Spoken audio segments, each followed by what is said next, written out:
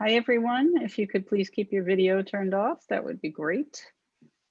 Thank you so much for coming. My name is Stacy, and I'm a bookseller and the events coordinator at Belmont Books. Belmont Books, for those of you who are not familiar with us, is an independent and locally owned bookstore in Belmont, Massachusetts. Before we begin, I'd like to let you know that we have a number of virtual events coming up, including a discussion about Africa on Tuesday with Robert Rotberg and John Campbell. And next Thursday, we have Carol Hay discussing her book, Think Like a Feminist with Shelby Devlin. You can register for these and our other events on our website, belmontbooks.com, which is also where you can purchase Zerlina's book that she will be discussing tonight. If you have any questions, please put them in the chat and I will relay as many as possible to Zerlina after the presentation. We're very excited to welcome Zerlina and Karyn. I just want to tell you a little bit about them and then I will turn the event over to them. Zerlina Maxwell is an MSNBC political analyst, commentator, speaker, and writer. She's also the Senior Director of Progressive Programming for Sirius XM and the co-host of the award-winning radio show Signal Boost. Zerlina's writing focuses on national politics, candidates, and policy and culture issues, including race, feminism, domestic violence, sexual assault, victim blaming, and gender inequality. She worked on Hillary Clinton's and Barack Obama's presidential campaigns. Zerlina is one of the most influential speakers and writers on the issues of campus sexual assault and rape culture in the United States. Karyn Miller-Medzon started at NPR as senior writer for Morning Edition for about 3 years and then moved to Here and Now, where she is a senior producer. Before NPR, she wrote for many newspapers and magazines.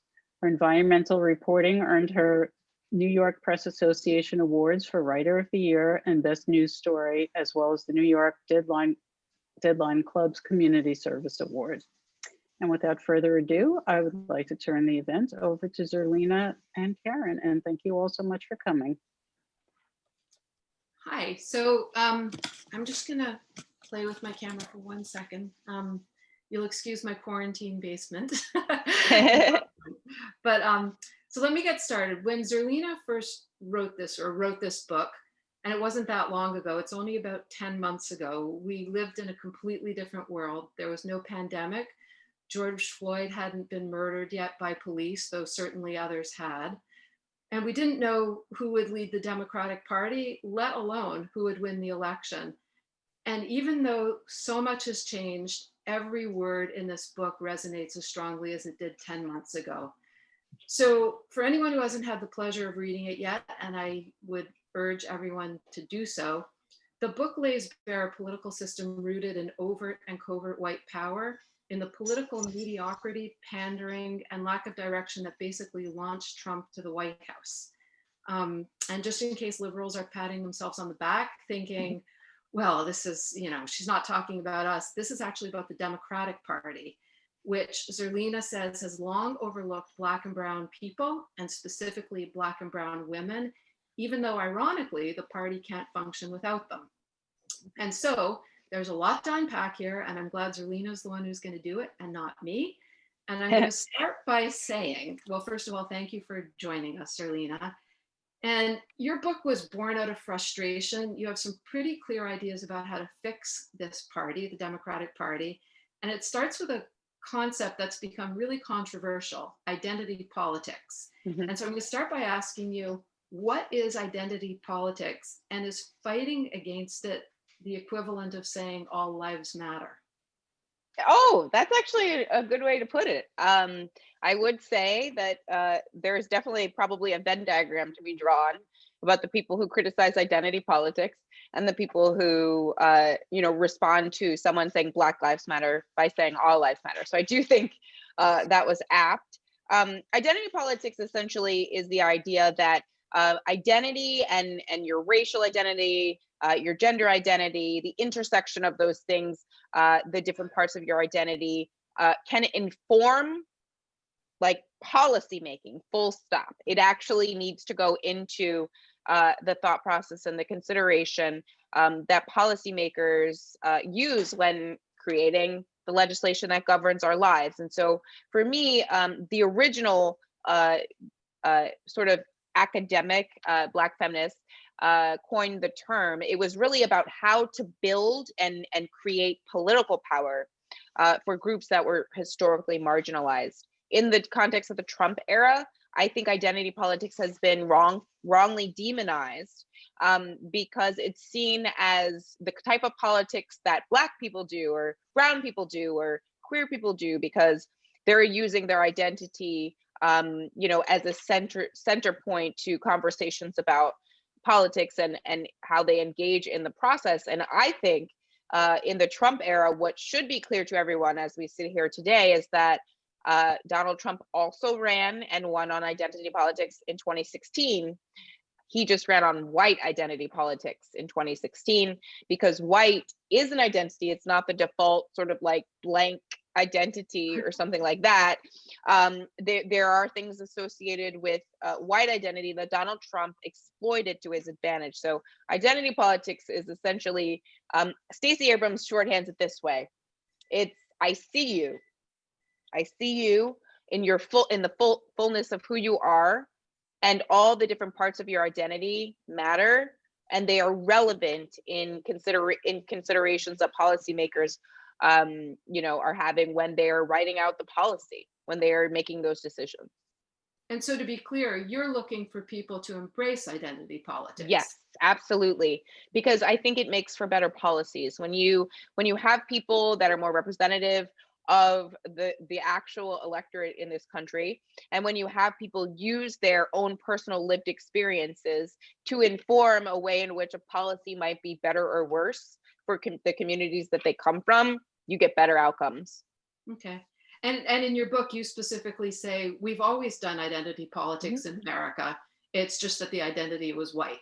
Yeah, I mean, one of the things that I had an epiphany about after the election was I kept getting into segments with like older white Republican men, like George Will. I did a segment with Grover Norquist, and they would be like, oh, you Democrats, you just keep talking about identity politics. That's why Hillary lost. Identity politics, that's not the way to go.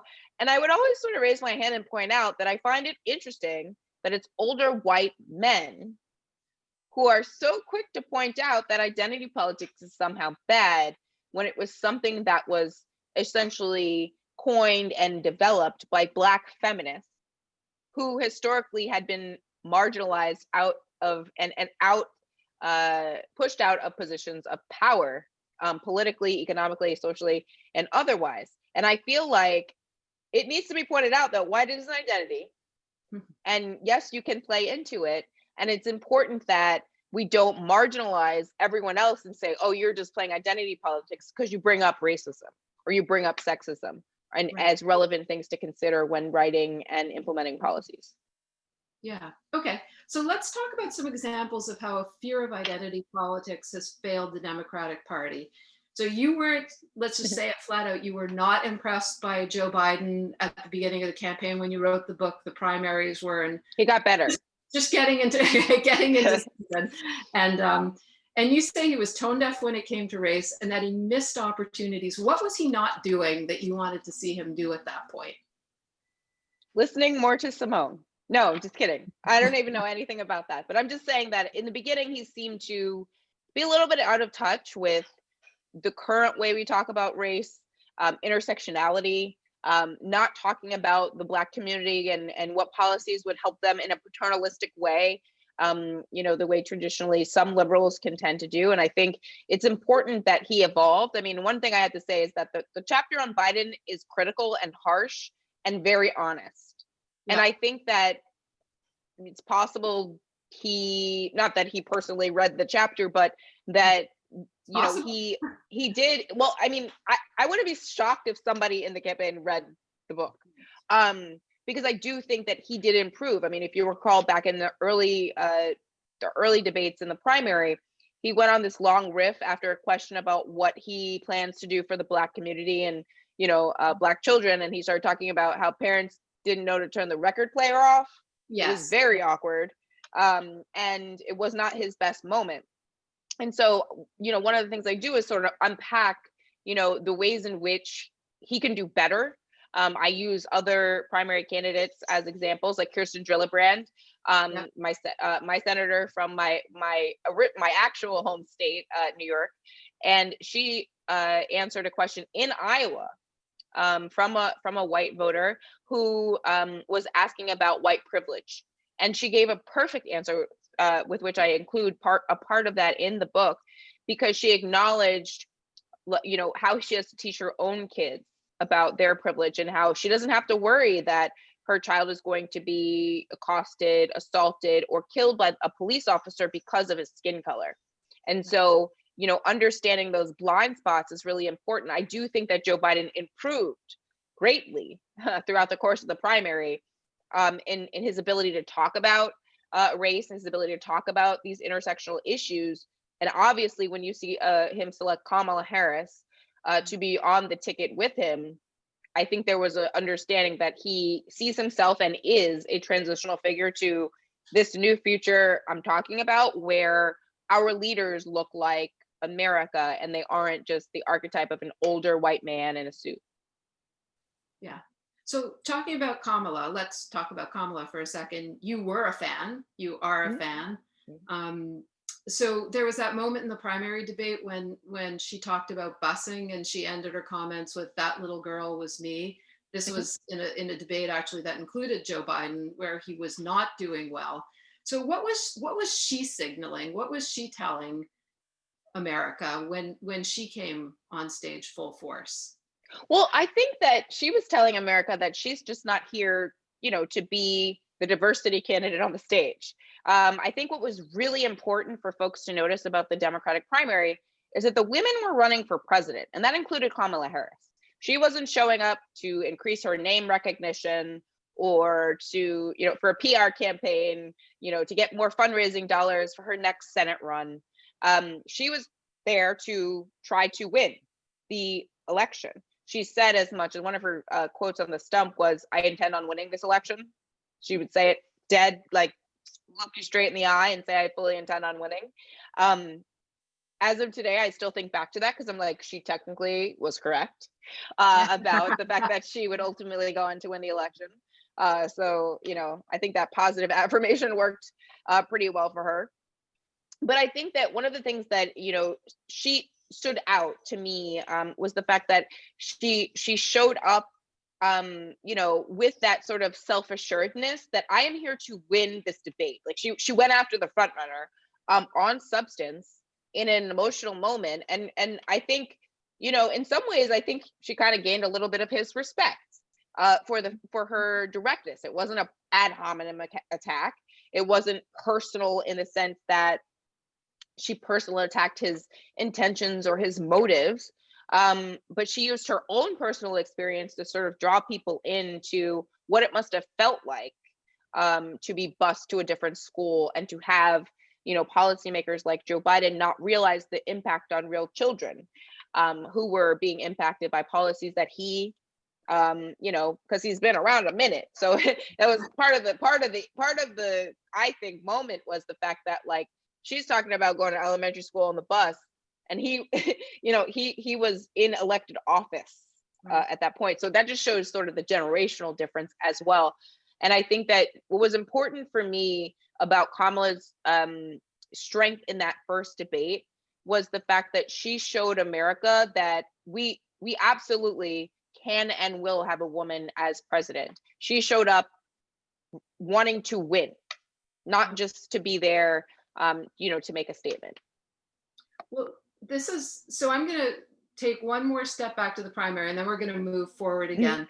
Because while we're talking about Kamala, we have to talk about, little teaser for your book, how your comparison between her and Mayor Pete, who you use as one of the best examples of the role of white privilege in the party. Basically, you know, we had a field that started off with Julian Castro, Cory Booker, Andrew Yang, Kamala Harris, and all of a sudden we're left with Mayor Pete, Bernie, Joe Biden, and the self-financed millionaires. And you had a lot to say about Buttigieg. So yeah, just lay that out. What was the comparison between Buttigieg and Harris that you made? For For me, it's just like I couldn't believe that people were sort of placing him in this top tier of like, he really can be the president. I mean, he's basically my age. And so like I looked at him and I'm like, I couldn't show up on a stage at CNN and tell Jake Tapper, I'll get to the minutia of my policy details later, but I want you to just really understand who I am as a person and my values. They would laugh me off the stage. I mean, we have to be honest about the fact that I think he was given just a default level of respect for being a serious candidate, not just because of his fundraising, while that's also a factor, and white men generally do much better in that area, but also because he was younger, he was charismatic, but he is a white man. And one of the things that we do is we judge women differently. We judge them harsher. We tax their mistakes more. So it's not that we don't criticize the men, of course we do, but it's differently. Right. And so, if Elizabeth Warren is waiting to tell you the details and how the numbers add up on her Medicare for All proposal, and Bernie Sanders is also not doing that either, who are the reporters hounding and always criticizing for not being transparent and straight up, and what is she hiding? That kind of narrative that builds. We can't trust her. She's not telling us all the information about her plans. But they don't do that with Bernie Sanders. Like one person asked him and he was like, I don't want to tell you, and they just moved on. They never brought it up. So it's this kind of thing where they're just taxed differently. And Mayor Pete, for me, is great. He's great. Nice guy. Seems nice, right? I agree with many of his policies. He's very charismatic. He ran an excellent campaign. Liz Smith is an excellent communications director. However, he's my age. And again, like, the privilege of him being able to show up and be taken seriously is not something that would be afforded to me or Kamala Harris if she were 38 years old and a mayor of a town that is like tiny, tiny, tiny. That most of which is kind of, governed by Notre Dame anyway. So I feel like, he has a little bit more experience to go get. And I'm not taking anything away from the fact that he ran a good messaging campaign, certainly was able to fundraise a lot of money, but there were senators, multiple women senators, standing next to him on stage that were not given the same sort of default level of respect and credibility, which I think that they absolutely deserve. There's no reason why Kirsten Gillibrand should have been taken less seriously as a presidential contender than Mayor Pete Buttigieg. That's a ridiculous reality that we just lived through. Yeah. Okay. So let's move forward now to now. So a lot of people are pointing to Kamala Harris and saying, they've done it. There's now a Black woman in the second highest office, or will be shortly. In the country, we have Joe Biden, who's pledging to have the most diverse administration in the history of the country, and he definitely will. But there's also some criticism. New Jersey Congresswoman Bonnie Coleman, a member of the Congressional Black Caucus, and others are saying they want to see more representation. They want to see some of the higher offices, some of the cabinet roles filled with Black and brown and more diverse group. And it sort of makes me want to know, so where are we? I mean, we're certainly not there, but are we getting there? Are we going in the right direction? What's your feeling about this combination and where we are in the party now? Well, I think that we're moving forward in a pretty substantial way. I think the racial reckoning over the summer, accelerated the priorities of the party being representation and inclusion, and making sure that you had people in there that understand these issues, not just in the superficial way, like, oh, something needs to be done about criminal justice reform, but people whose life's work are in these particular areas. And I think what I've seen so far, I mean, there's been a lot of like opinions, cynical or otherwise, about Joe Biden's cabinet picks so far. And I think that the key, or the through line that I've seen, is that he feels comfortable with the people he's picked. He trusts them and their experience for the jobs that he's selecting them for. And I think people can quibble about, this person over at HUD versus agriculture and what that means. But I do think that this is a pretty diverse cabinet so far. And there are still critical roles like Attorney General that still need to be filled. And I'm curious to see if he utilizes those openings to, put symbolic but also substantive people in those positions. Because diversity for me isn't like, oh, look, the picture is very pretty of the nice diverse cabinet. We have people from all backgrounds. Like, it's actually the perspectives those people are bringing into those roles, and those perspectives inform the policy making and the way that they actually do the job. And so you don't have to convince Kamala Harris that racism is a problem and that sexism is a problem and that, it's embedded in systems and in pay equity and criminal justice and other places. She already knows that because she lived that life. She's lived in the world in a Black woman's body. That goes a long way to help with your understanding of many of these different issues. And, the fact that historically we really just we've never had a woman vice president. We've never had a Black woman vice president. So I feel like having people in these critical roles that we've never had before, of course, we're going to have some different outcomes. I mean, I think it's a little bit nuts that we've just always had white men in charge of things. Yeah. And in the pandemic, like, it's pretty clear, should be clear, that we could do better. And so maybe we can try some other options, perhaps. I mean, not saying that, we're ready to jump ahead to the woman president, but clearly America's ready to say, okay, a woman can be in the number 2 job, because we're maybe not ready for her to be in the number 1 job, but we're ready for this. We're ready for this at this time. So you mentioned the racial reckoning. So let's go there for a second. So you're very clear in your book that systemic racism is what launched Trump to power in the first place.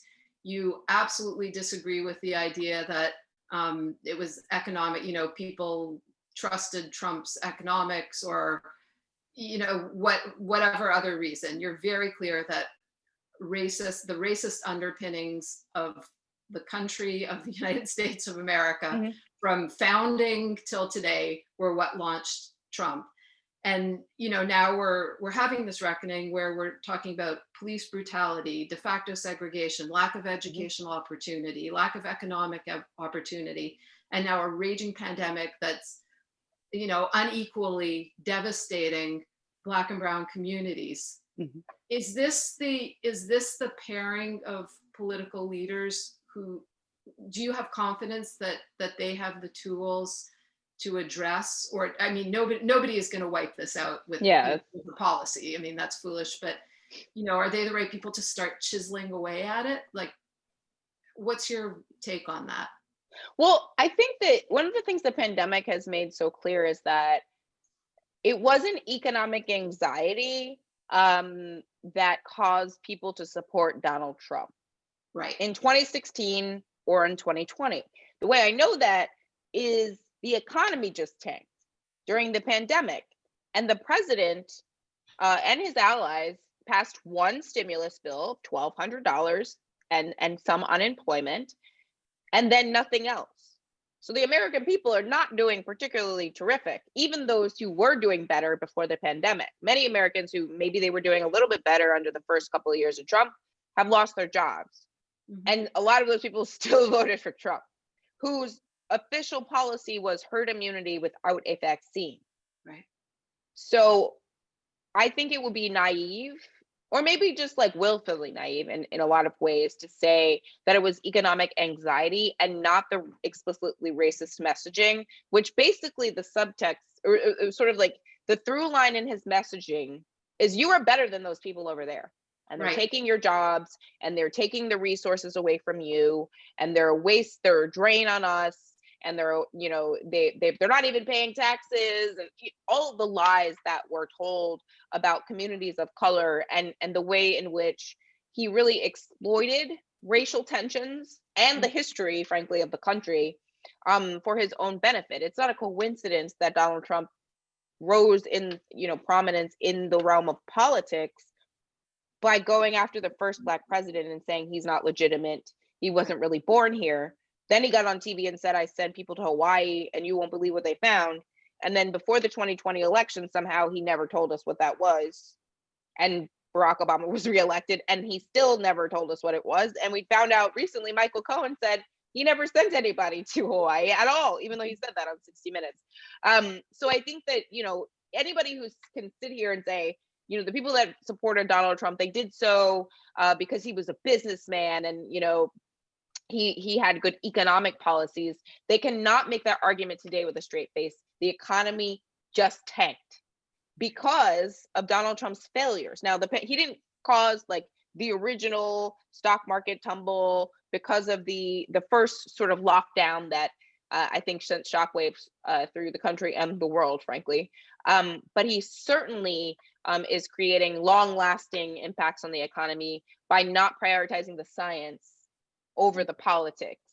And so he's doing long-term damage as we sit here. So anybody voting for that, saying that they're doing so because of economic concerns, is lying to themselves and to us. Right. Okay. Well, so before we let you go, I think we need to talk about the squad. And Yes. so that's Alexandria Ocasio-Cortez, Ilhan Omar, Ayanna Pressley. Trump said this all-American group should go back to their countries, you know, though this is their country. So you talk about them a bit in your book. What are they doing right? And should the party be, in your view, coalescing around them? You know, is that what you see as the future of the party now? Oh, yeah. The future of the Democratic Party looked like the squad. The people who voted for Joe Biden and Kamala Harris, that the majority of that coalition looked like the squad. Mm-hmm. And so I think in a lot of ways what they represent is the future.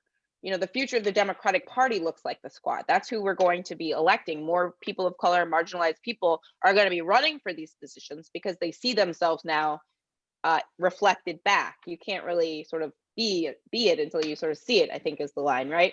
And so in terms of their strategy, I think it's been very interesting to watch them from the beginning sort of calibrate, you know, the ways in which they could critique the leadership of the party and the less progressive parts of the party. Not that Nancy Pelosi is not progressive, but I'm just saying sort of critique the leadership and sort of push back and push for the things that they want and they think need to be done.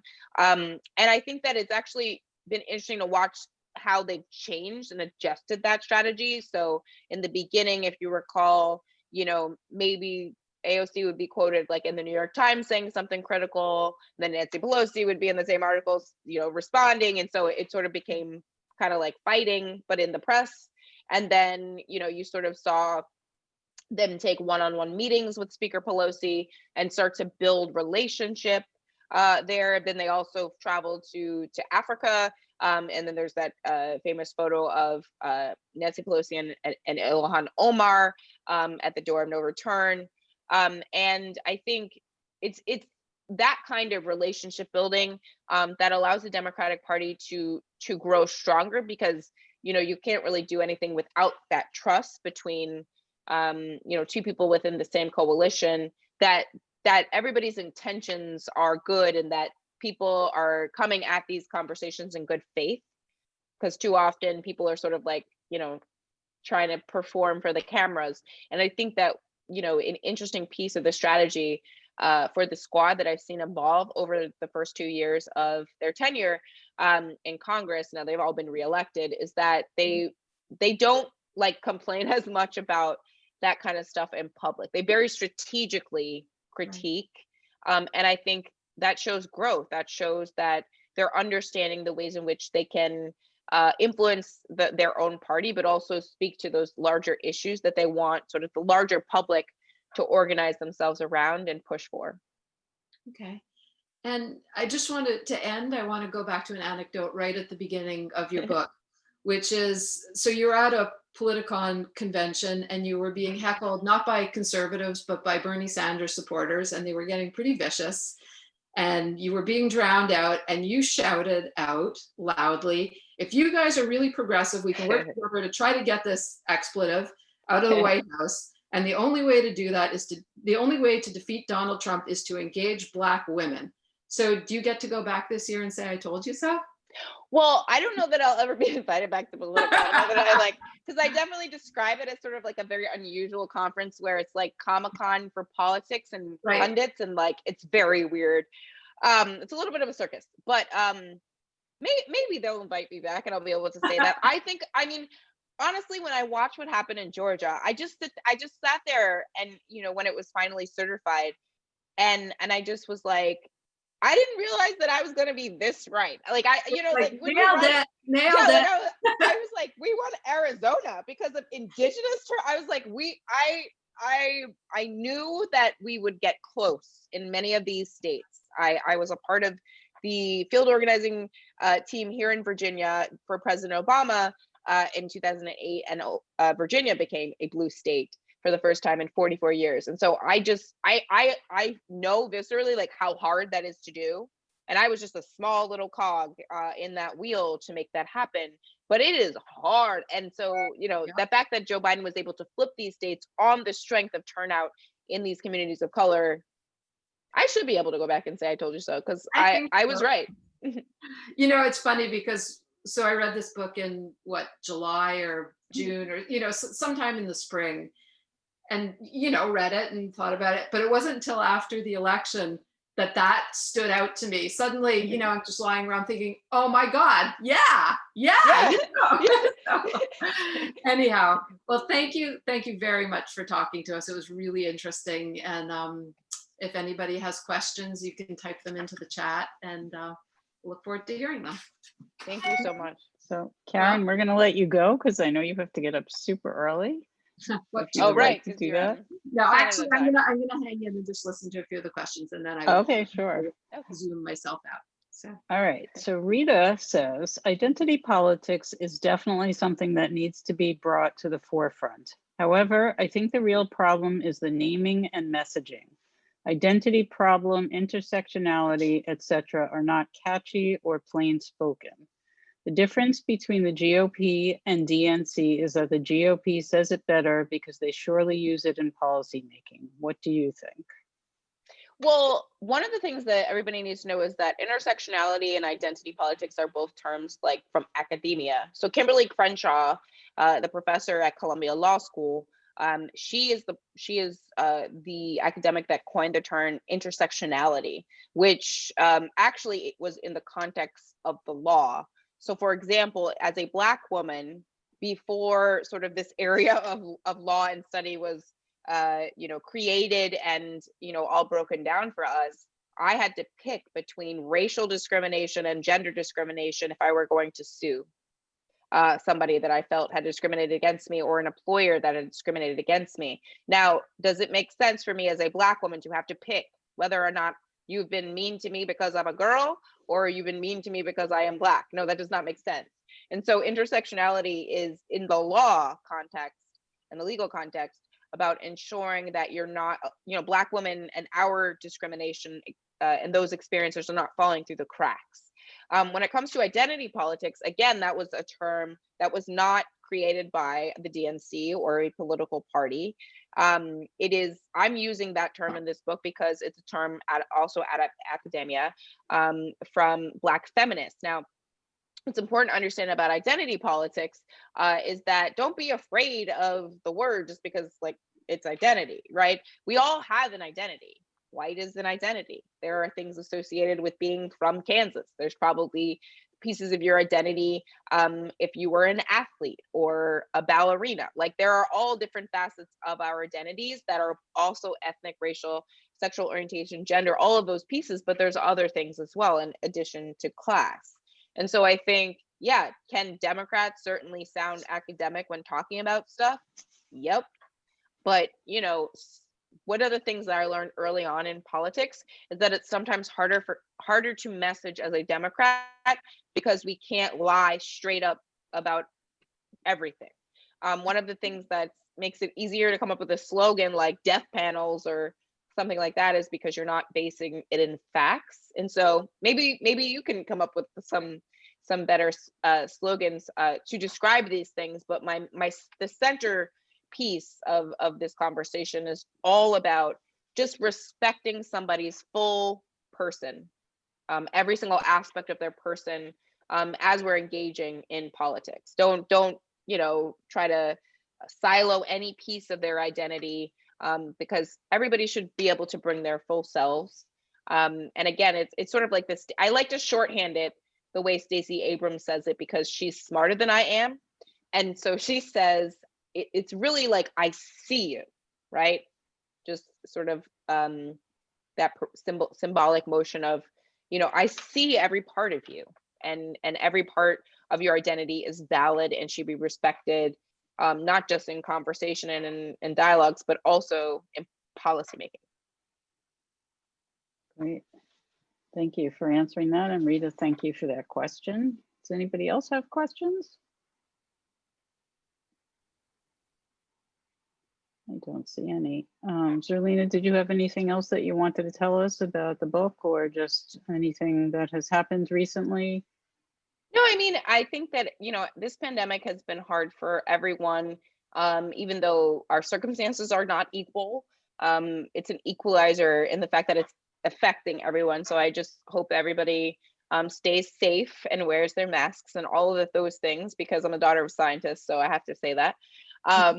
And then also in terms of the book, I think, you know, where we're headed in this country, the demographics will be shifted by 2045. And in some states, we're already seeing the consequence of the demographic shifts. Like Georgia does not become blue without 5% of Georgia's electorate being Latino, or Indigenous and Asian voters turning out in higher numbers than ever before. And of course, we center and never forget the work of Stacey Abrams and LaTosha Brown and others who turned out Black and brown people all over the state of Georgia, not just in the cities, but they found Democratic Black voters in rural Georgia and had them return their absentee ballots. So I think my message tonight is just, if you can get involved in, you know, trying to turn out the electorate in Georgia, you know, it is worth it in order to see Joe Biden succeed, if that's what your hope is.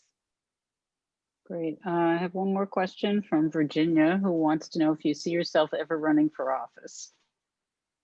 Well, I never say never, but I don't see it right now.